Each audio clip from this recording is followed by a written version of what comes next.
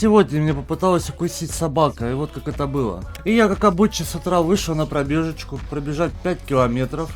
Шел маленький дождик, было прохладненько, но идеальная погода для бега. И тут я бегу, хочу заснять кадр, как я бегу, и откуда ни возьмись под машину выбегает собака и пытается меня укусить за икру на ноге. Но она не прокусила ногу, не поцарапала, а просто зубами попыталась укусить, но штаны она не прокусила. Короче, ничего такого серьезного, сложнее всего было пробежать эти 5 километров. Бок болел, ноги немели, но я все же пробежал эти 5 километров. И вы тоже пробегаете и подписывайтесь на мой канал, чтобы следить, дойду до чего-то или нет.